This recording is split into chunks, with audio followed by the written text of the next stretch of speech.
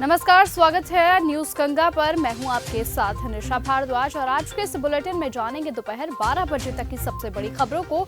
तो चलिए बिना वक्त गवाए शुरू करते हैं आज दोपहर 12 बजे तक की सबसे बड़ी खबरें। वक्फ कानून पारदर्शी होगा, भाजपा सांसद जगदम्बिका पाल ने कहा। ये एक सोचा समझा विरोध है। जब स्पीकर साहब ने वक्फ को संयुक्त संसदीय समिति को सौंप दिया था तो हमने सभी हिताधिकारों को बुलाया था और सभी की राय ली थी। इसके बाद हमने अपने रिकॉर्ड का इसे अंग बनाया था। अभी संसद के सामने कानून लंबित है, वो कानून पारदर्शी होगा। वक्फ की आमदनी से गरीब, महिलाएं, अनाथ और बच्चों की शिक्षा में फायदा होगा। ये कानून इसको बेहतर बनाने के लिए बनाया जा रहा है और मुझे लगता है कि विपक्ष देश में लोगों के मन में भ्रम पैदा करना चाहता है। उत्तराखंड के मुख्यमंत्री पुष्कर सिंह धामी ने अपनी सरकार के 3 साल पूरे होने के अवसर पर महाराणा प्रताप स्पोर्ट्स कॉलेज देहरादून के एथलीट्स ग्राउंड में फिट इंडिया रन में प्रतिभागियों को फिट इंडिया शपथ दिलाई। एनकाउंटर में काला जठेड़ी गैंग के 2 शूटर घायल। दिल्ली के द्वारका इलाके में स्पेशल सेल ने बीती रात एक मुठभेड़ के बाद काला जठेड़ी गैंग के 2 शार्प शूटर्स को गिरफ्तार किया है। दोनों बदमाशों के पैर में गोली लगी है। ये दोनों बदमाश काफी समय से फरार थे और हाल ही में नफसवगढ़ इलाके की एक बड़ी वारदात में इनकी भूमिका सामने आई थी। सुशांत सिंह राजपूत की हत्या के सबूत नहीं। बॉलीवुड एक्टर सुशांत सिंह राजपूत की मौत के मामले में सीबीआई ने 5 साल बाद क्लोजर रिपोर्ट दाखिल की है। इस केस की जांच में सीबीआई को हत्या के कोई सबूत नहीं मिले हैं। क्लोजर रिपोर्ट में कहा गया है कि सुशांत सिंह राजपूत ने आत्महत्या की थी। सीबीआई जांच में रिया चक्रवर्ती को क्लीन चिट मिल गई है। बता दें कि जून 2020 में सुशांत सिंह राजपूत ने खुदकुशी की थी। जस्टिस वर्मा के घर में आग मामले में नया मोड़। सीजेआई संजीव खन्ना ने जस्टिस वर्मा पर लगे आरोपों की जांच के लिए 3 सदस्यीय की एक कमेटी का गठन भी किया है। इसमें पंजाब और हरियाणा हाईकोर्ट के मुख्य न्यायाधीश जस्टिस शील नागू, हिमाचल प्रदेश हाईकोर्ट के मुख्य न्यायाधीश जस्टिस जीएस संधवालिया और कर्नाटक हाईकोर्ट की न्यायाधीश अनु शिवरामन शामिल है। दिल्ली हाट में दिखेगी बिहार की कला और समृद्ध संस्कृति।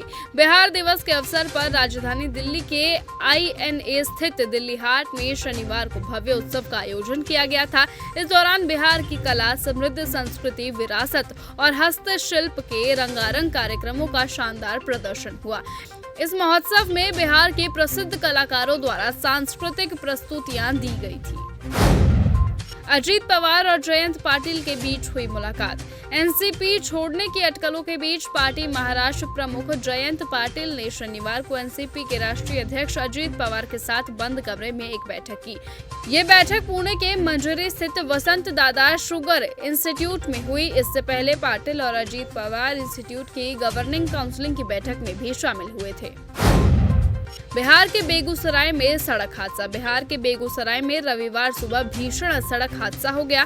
एक शादी समारोह से लौटते समय एक गाड़ी डिवाइडर से जाकर टकरा गई और वहीं इस हादसे में अब तक 4 लोगों की मौत हुई है तो वहीं 5 लोग घायल हुए हैं। नीतीश नायडू के इफ्तार का जमियत उलेमाए हिंद ने किया बॉयकॉट। वक्फ बिल को लेकर मुस्लिम समाज की नाराजगी न केवल भारतीय जनता पार्टी को झेलनी पड़ रही है बल्कि उनके सहयोगी दलों को भी अब विरोध का सामना करना पड़ रहा है। वक्फ बिल पर मुस्लिम समाज ने अब नेताओं का खुले तौर पर विरोध करना शुरू कर दिया है। बिहार के मुख्यमंत्री नीतीश कुमार का इफ्तार का न्योता मुस्लिम संगठनों ने ठुकरा दिया है। संगठनों की ओर से नीतीश कुमार को लिखे गए पत्र में इस बारे में जानकारी दी गई है। अमृतपाल सिंह से हटेगा एनएसए। पंजाब सरकार अब खडूर साहिब के सांसद और खालिस्तानी समर्थक अमृतपाल सिंह और उनके 2 अन्य साथियों यानी पल्पप्रीत सिंह और वीरेंद्र विक्की पर से एनएसए हटा सकती है। अमृतपाल के साथियों को शुक्रवार को अजनाला की अदालत में पेश किया गया था। पुलिस ने कोर्ट से 7 दिन की पुलिस रिमांड मांगी थी लेकिन अदालत ने 4 दिन की पुलिस रिमांड दी थी। तो वहीं इस मामले में अब 25 मार्च को सुनवाई होगी। तो फिलहाल आज के इस बुलेटिन में इतना ही। देश और दुनिया की तमाम बाकी खबरों से जुड़े रहने के लिए आप बने रहें और देखते रहे चैनल न्यूज गंगा। नमस्कार।